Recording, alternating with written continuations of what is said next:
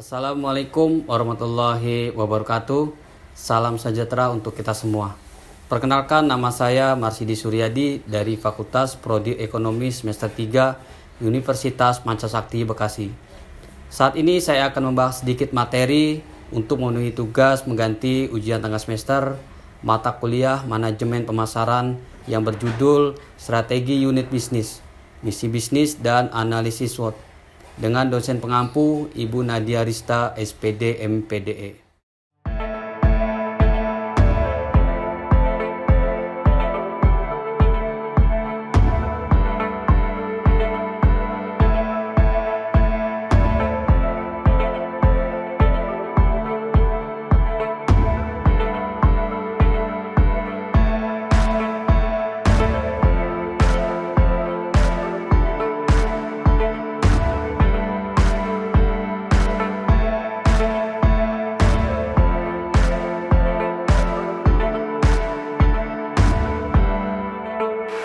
Sebuah perencanaan adalah gambaran kegiatan program kerja perusahaan atau wirausaha ke depan melalui program-program yang telah ditentukan sebagai upaya untuk menggapai tujuan bersama. Lantas, pahamkah Anda tentang perencanaan strategi unit bisnis? Apakah kalian tahu apa itu perencanaan strategi?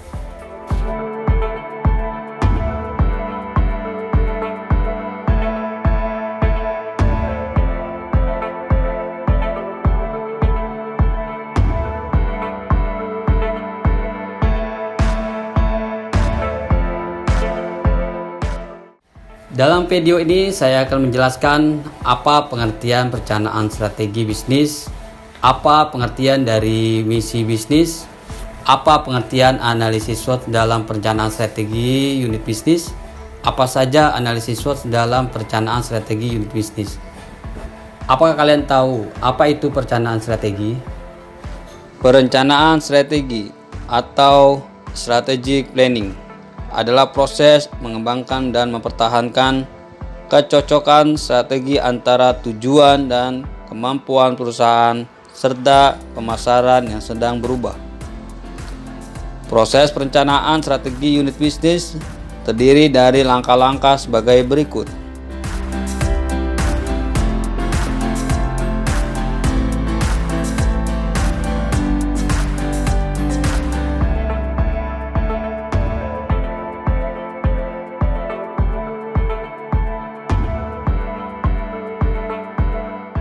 Misi bisnis. Apa itu misi? Bayangkan saat Anda berkumpul dan berdiskusi dengan rekan-rekan yang memiliki pandangan yang sama dengan Anda. Tentu, apa yang menjadi topik pembicaraan akan terasa menyenangkan, bukan? Ya, karena apa yang Anda bicarakan akan memiliki arah yang jelas. Hal tersebut juga berlaku dalam berbisnis. Dengan menentukan visi dan misi bisnis, maka akan mempermudah Anda dalam menentukan arah pengembangan bisnis Anda. Misi merupakan pernyataan tindakan yang harus dilakukan untuk mewujudkan visi. Bagaimana mencapai tujuan dan mengapa usaha itu ada. Selain itu, misi juga berfungsi untuk memberikan arah sekaligus batasan dalam proses mencapai tujuan. Merumuskan misi hendaklah dibuat sewajar mungkin, namun tetap menjelaskan keberhasilan usaha yang diharapkan sesuai dengan kemampuan yang Anda saat ini dan akan datang. Misi ini dapat direvisi sesuai dengan perkembangan atau situasi usaha. Misi bisnis. Setiap unit bisnis harus mendefinisikan misi spesifikasinya di dalam misi perusahaan yang lebih luas. Misi bisnis sangat penting dalam suatu organisasi untuk menjelaskan tujuan-tujuan organisasi dan menerjemahkan tujuan-tujuan tersebut menjadi beberapa sasaran kegiatan yang memiliki parameter biaya, waktu, dan kinerja yang dapat dinilai dan diawasi. Proses perencanaan bisnis selanjutnya adalah analisis SWOT. Apakah kalian mengetahui analisis SWOT?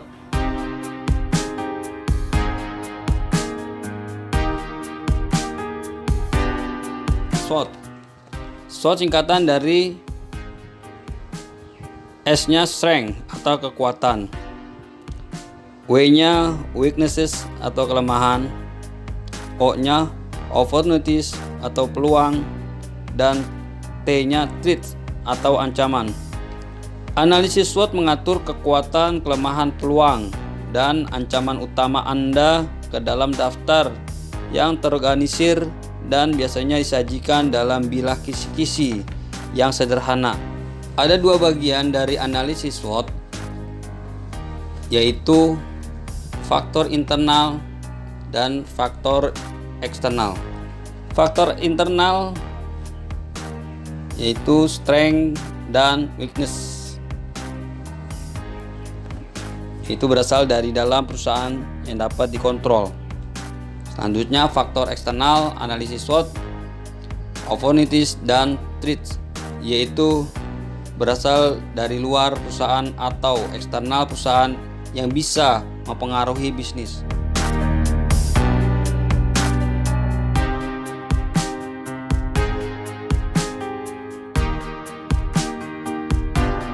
Analisis lingkungan internal, kekuatan dan kelemahan.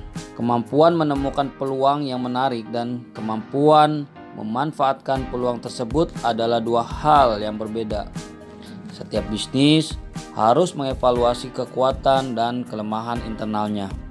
Bisnis dapat mengevaluasi kekuatan dan kelemahan mereka sendiri dengan menggunakan formulir seperti yang diperlihatkan dalam catatan pemasaran daftar periksa pelaksanaan analisis kekuatan kelemahan. Analisis lingkungan eksternal. Unit bisnis harus mengamati kekuatan lingkungan makro yang utama dan faktor lingkungan mikro yang signifikan yang mempengaruhi kemampuannya dalam menghasilkan laba. Unit bisnis harus menetapkan sistem intelijen pemasaran untuk menelusuri tren dan perkembangan penting serta semua peluang dan ancaman yang berhubungan dengannya.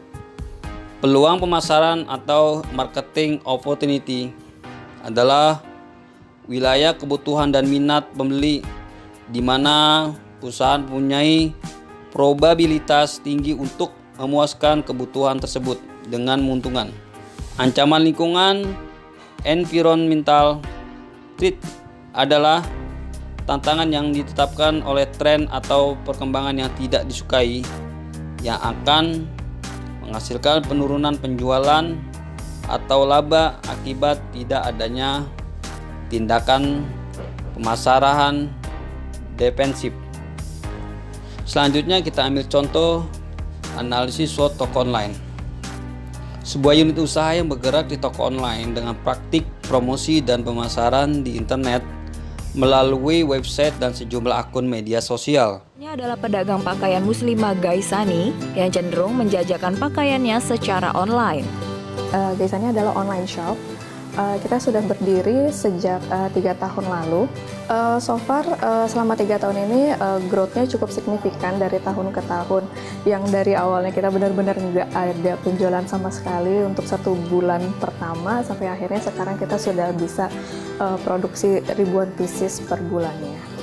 Untuk platformnya online shop kita sendiri, kita menggunakan Instagram dan untuk marketplace-nya kita ada beberapa marketplace, terutama kita menggunakan Tokopedia. Gitu, jadi kita buatlah satu kolaborasi Gaisani dengan Tokopedia. Jadi memang produk ini hanya eksklusif launching di Tokopedia, tidak dijual dimanapun.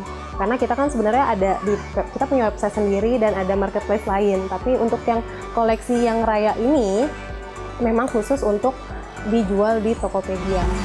Di Tokopedia sendiri karena adanya campaign Ramadan ini mereka kan memberikan cashback yang cukup besar sehingga di masa pandemi ini yang orang-orang mungkin daya belinya menurun, tapi dengan adanya cashback cukup tertolong nih mereka yang harusnya bayar sekian jadi ada potongan diskon. Terus mereka yang jauh lokasinya kan mereka ada yang di luar Pulau Jawa, itu ongkirnya cukup mahal ya. Dengan adanya mereka beli di Tokopedia, mereka bisa mendapatkan free ongkir dan itu sangat membantu mereka sendiri sih. Faktor internal, strength, mempunyai sumber daya, semangat dan mau belajar, produk berkualitas, harga bersaing. Faktor internal berikutnya, weakness, belum dikenal banyak konsumen, jadwal promosi masih belum efisien. Bun, karena ngelihat banyaknya ragam snack, agen Laras jadi kepikiran nih jadi reseller. Tanya-tanya sama Bunda Ari Hartini deh selengkapnya.